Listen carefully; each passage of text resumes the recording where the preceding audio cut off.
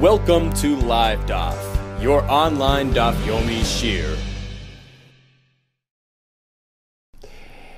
Shalom Aleichem and welcome back to today's Daf Yomi. Zevachim Daf Pei Dalet. We are holding at the Mishnah, which is around 12-13 lines off the top of the Amud. Back to yesterday's halacha. We learned that even material, which is puzzle, if it's carbon material and it's on the Mizbeach, you leave it up there. Why? So yesterday the Gemara used a lashon called lachmoi shel Mizbeach. It becomes the feed of the Mizbeach. It becomes the food, the Mizbeach material. It gets sort of absorbed into the Mizbeach entity. And it stays up there. However, as we're going to see in the following Mishnah, it doesn't apply to all types of deficiencies. We pretty much have two categories of psulim. More basic psulim that occurred, more or less during the process of the hakrava, the Beis Hamikdash. So it's sort of an internal issue. And in this case, okay, once it's on the Mizbeach, we leave it there. Versus psulim, faults that occurred beforehand. It was born deficient. It was a blemished animal, etc. Rashi says, it depends when. If it happened before it came to the Azara, or things that could happen before. So it's technically not a Azara, Mizbeach, Beis Hamikdash, Hakrava-oriented bungle. In this case, it's considered so severely deficient that even if it's on the Mizbeach, you take it off. Okay, says the Mishnah. Elu im alu lo yerdu. In the following scenarios, even if the carbon is puzzle, but once it's up on the Mizbeach, it does not come off. And this was learned from the pasuk yesterday, right? He ha'il al moit al Mizbeach. He means leave it as is. Once on the Mizbeach, always on the Mizbeach. Here's a list. Halon. You have carbon material, which became puzzle due to lina, because it was left overnight. It was taken out of Beis Hamikdash. It became tamei. Or during the shchita, the kohen had a mind, I'm going to process this carbon in the wrong time, or in the wrong place. Or unauthorized people did the Kabbalah, collected the blood, or spritched the blood on the Mizbeach. So you realize all these were internal issues, things that happened, in the Beis Hamikdash during the process of hakrava. Rabbi Daimer, he says, actually, I have three exceptions to this rule. One is shenishchat balayla. The shechita took place at night. It's meant to be done by day, but at night, it's a non-starter. In this case, even if it's on the Mizbeach, you take it off. Or v'shenishbachtam, after the shechita, the blood went straight on the floor. That's it. This is a very severe psul. The process of hakrava never even began. It's a non-starter. And likewise, or the blood that had been collected was taken outside the curtains, meaning outside the azara, outside the area, leaving us with no option of doing zrika. Also, in all these cases, even if it's up on the Mizbeach, teir it comes off. As we're going to see in the Gemara, he has three mi'utim. He has a pasuk which excludes three cases, and he chose to apply to these deficiencies. Reb Shimon disagrees, however. He says, even these items are covered. Reb Shimon Omer, lo yitered, all these do not come off. Why? Reb Shimon Omer, as he states, Kol shepsula b'kodesh, the rule is as follows. A psul that occurred b'kodesh, and according to Rashi, this means mishibos la'azor nefsila. If the mishap occurred after the behemoth was brought to the Azara, or according to Tosfos, it means after Shechita. In any case, it's a process-related deficiency. HaKodesh Makabli. In this case, it isn't deemed as severe, and once it's on the Mizbeach, that's it stays here. But if it's a psul that preceded the arrival to the Beis Hamikdash, it was born puzzle, etc. Ein HaKodesh Makabli. In this case, it's not going to be accommodated by the Mizbeach. For instance, here comes list number 2 with more deficient psulim. more severe deficiencies. What are examples of this? An animal which interacted with a woman. Interacted with a man. Was set aside for idol worship. Was worshipped. Was given to an immoral woman for her services. Was exchanged for a dog. Crossbreed. These are inherently deficient. Has an internal, severe internal wound. Was born by cesarean. Blemished animals. In these cases, they're so severely faulty, you take him off the Mizbeach. Rabbi Akiva, he says, when it comes to a blemished animal, once up, leave it up. And the Gemara explains, this is referring to a very specific, slight blemish, some sort of eye ailment. So in this case, since we find that if it would occur to a bird by an oif, it wouldn't be considered deficient, so likewise, since we find an element of leniency to it, even by an animal, once it's up there, Rabbi Akiva leaves it up there. Tanakama disagrees, and likewise Rabbi Chanina, he would tell us, my father was a kohen also, would reject these blemished animals as bali mumin, even off the mizbech. And the Mishnah concludes, we're meant to know just like those behemoths on list number 1, once up, do not come down. Kach, likewise, once they're down, you don't bring them back up, right? You leave them up, but once they're taken down, they stay down. And likewise, if it's still a live animal in the mizbech, take it off. The animals came up alive, they're taken off. Oilosh also, likewise, even a carbon oiler happened to come up alive, it's taken off. However, let's say he proceeded, he did shchita right then and there. Okay, you leave it there. You flay the skin, take apart the animal, right then and there, and you put on the mizbeach. Tanya Rida Omer, as we learned in the Mishnah, he takes exception in 3 cases. Based on the pasuk, Zois, this is an exception, a limitation. Zois, only this, as opposed to something. He, only this one. Ha'oila, only this oil. Hara'elun, that gives us 3 miyut and 3 exceptions. 3 exclusions, 3 cases which are not covered by Yim also Leiteret. Prat, we exclude Lishan Nishchata Balayla, the Shechita took place at night, Lishan Nishpach Dam, or the blood got spilled, Shatzu Dam Chesel were taken out of the Azor. In all these, we say Shim also Tered, even up, we take it down. Shimon Aimer, he says no, even these 3 cases are covered. Because the pasuk which says, Hiya Oila al Maita, really only mentions an Oila. Maybe only a proper oila stays up. Rav Shimon Aimer oila would mean maybe only a properly processed oila. What about failed karbonis? Minayin l'rabbis. How about including the following comprehensive list of faulty karbonis? Some are mentioned in the Mishnah, some are added down in the Brisa. L'rabbi shenishcha balayla, shenishpach dama, right? Sheyatzu duch maslakloim. Even those that Rabbi Yehuda excludes. V'alon or if lina happened, v'ayotze, or left the premises, v'atami, gatami, v'shenishchas with his manai, v'chasam kaimai, right? V'shekeb l'psulin, v'zarkes damai. These were mentioned in the Mishnah. And here come additional cases, hanetana lamato. Suppose we have blood of a carbon, which is meant to go to the bottom section of the mizbeach, shenas and lamal, which were placed on the upper half of the wall, or vice versa. V'lamalo shenas and lamata, blood which is meant for upstairs came downstairs, or in the wrong mizbeach. Hanetanan b'fachutz, blood which is meant for the external mizbeach, shenas and b'fnim, which was applied to the internal one, or the opposite, b'fnim, shenas and b'chutz. Or suppose he did the shchita shaloi l'shma, having in mind the wrong carbon. Upesach v'achatas. Sheshachten l'shchita was on shaloi l'shma without proper intention, which invalidates the carbon. Menayin, what about these materials, which happen to be on the mizbeach? They stay up there. Tamalayma teres oila. Teres oila means anything that's oila, anything that's up, stays up. Riba terachas. The chala oila ter now is painting with a broad brush, covering all those elevated materials. You're up there, you stay up there. Shem Allah, once they're up, they don't come down. So this covers that first list of basic faults, plus additional, examples. Okay, but now comes the second, more deficient list. Yochel, once we cover all these, perhaps I'll take it even further. Shani Mar, I'll include even Hareveya, Vanirba, Vamukza, Vanevad, Ve'esnan, Amechir, V'klayim, V'trevi. It's different.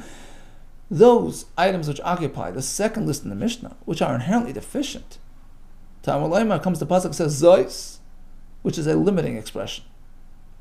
Only those and not these. Now, I understand. We cover some and exclude others. But how do I know which way to go? Who's to say that these are out and those are in?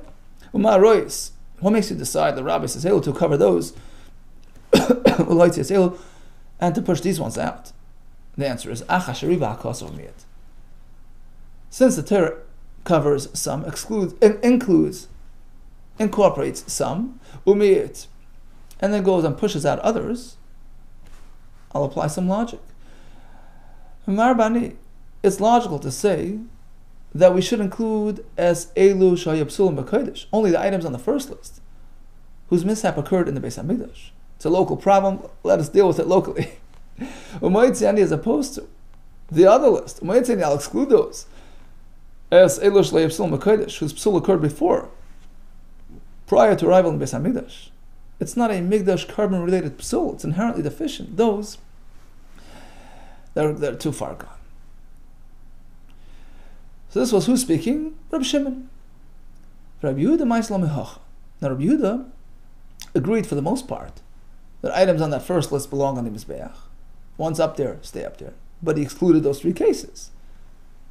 Right? Nishbach Dama, Yatza Dama. Right? Nishchat Balayla. Why? Says the Gemara, Rabbi Yehuda Ma'islam Mehacha.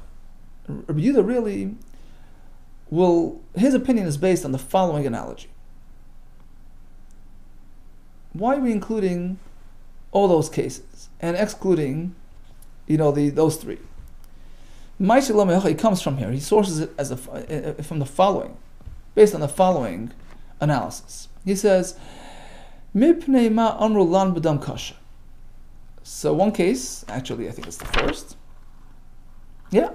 Lon, the first case in the Mishnah, Rashi explains, Lon, bein dam, bein emurim, whether the blood or the emurim will stayed around past their expiry time. Now we know that each item has a different expiry date, right? The blood of a carbon must be processed same day, right? Come sunset, it's over. Emurim, the fats of the carbon, have all night until next morning. That's why we do Ma'ariv all night, right? Ma'ariv corresponds to emurim. The basar of let's say a shlamim, you have until the following day. So let's say today is Sunday, right? The dam must be processed by tonight, right before nightfall. The emurim by tomorrow morning. The basar until Monday night. So why do we say that b'di'evet, the dam that experienced lina, that's past sunset, and is found on the mizbeach, stays there? The answer is shari lon kosher be'imurim, because we find that when it comes to a different component, a fellow component, so to speak, of the carbon, the emurim of the same carbon, even if the emurim stayed over past their deadline, which is the next morning, into the next day, into Monday, there too, once on the mizbeach, you leave it there. Why? This is sort of a chain source. So lina by dam is acceptable because lina by emurim is acceptable. Lon by emurim kosher. Okay, how do we know lina by emurim is acceptable? Shari lon kosher by basar. Because by the basar, even if it stays over until Monday, it's okay. In fact, it's perfectly fine, nothing wrong with it. So sort of by extension, we connect emurim to the basar. There's an element of kashrus to basar that stayed past that time. We allow the emurim to a certain extent as well. We let it pass. Sitting on the mizbeach, we leave it there. And likewise, by extension, we apply a similar idea to the dam. If he stayed past his deadline, once on the mizbeach, you leave it up there. We learn the dam from the emurim, which learn from the basar. Next item on the list is yaitse, right? The blood that left the premises. Again, once it's on the mizbeach, sorry, not the blood. What would be the blood that left the premises is totally gone. But let's say the emurim, the fats of the carbon, or the animal parts of an oila that left the premises, left the Beis HaMikdash. Once again, im olah lo yered. Once on the mizbeach, you leave it there. Why?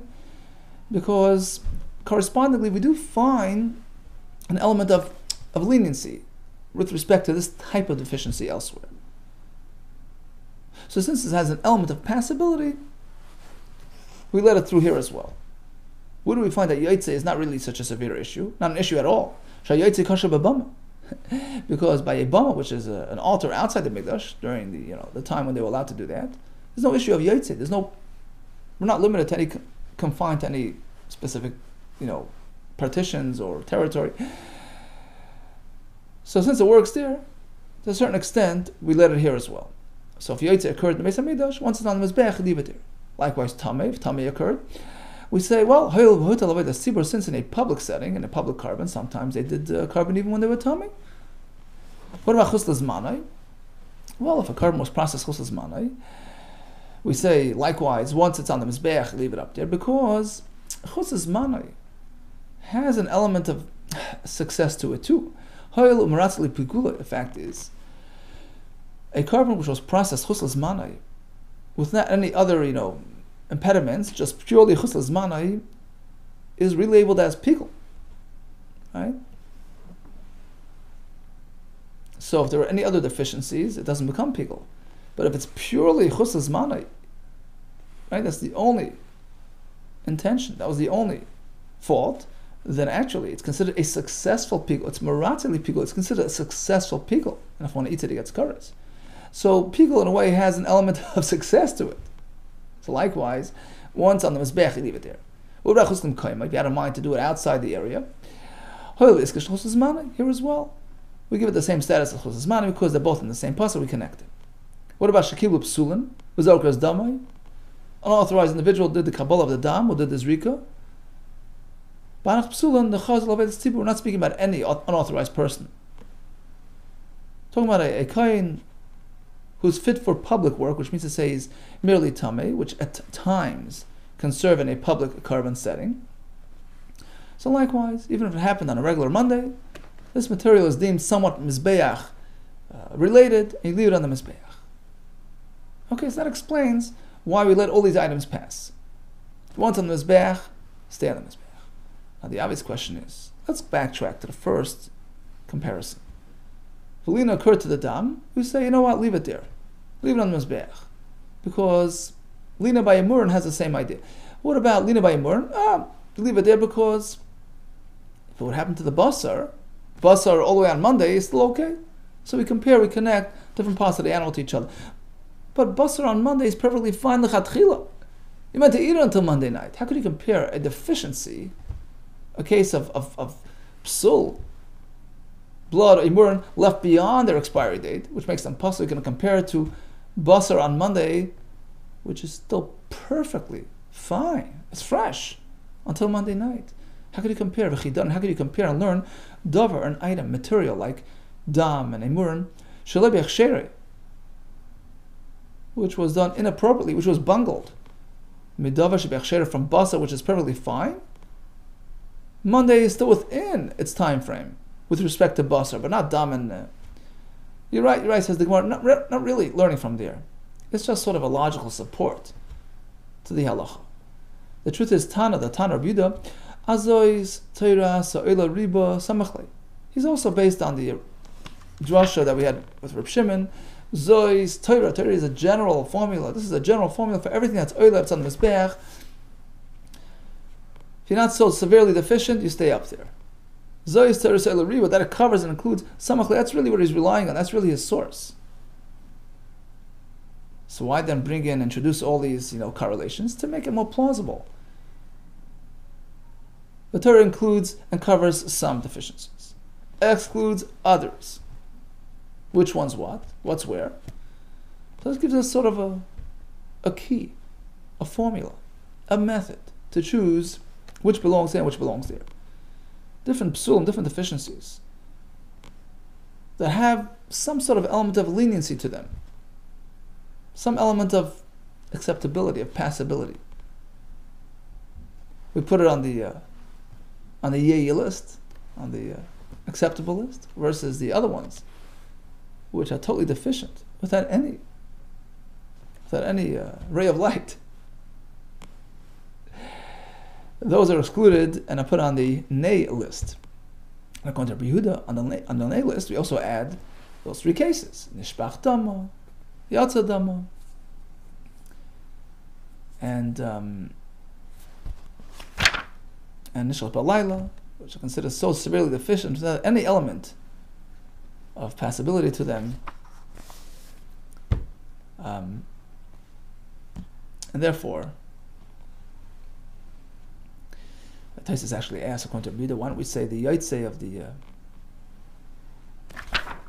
and we say nishpach balayla, nishpach dama, and yatsa dama. Why don't we say yatsa dama should be compared to the bama where it's accepted? He says because when it comes to the dam is such a, it is the carbon. It's the primary element of the carbon which achieves kapara. It's so chamer. We're not going to make comparisons. According to Yehuda, if the dam was either spilled out or left the premises, it's gone. Likewise, nishal balayla, we don't say im Allah layered. Okay, so bottom line is, even psulim, once on the mizbeach, stay on, provided they're not so severely deficient. We have basically two lists of psulim, more basic and more advanced. The more basic one stays up, the more advanced comes off. It's based on the pasuk says Torah Sa'ila, which is marred pretty much everything, except for items on the more severe list, which are excluded from the word zois. And as Reb Shimon formulates it, it depends where the psul occurred. V'kodesh, fine. But lo yhay psul v'kodesh, ein ha-kodesh makabel. According to Yehuda, we add three more cases as well. Nishlat balayla, nishpach dama, or yatsa dama chus l'klayim. Otherwise, all other cases, pretty much, we say im Allah lo yered. All the best to you and atzlach.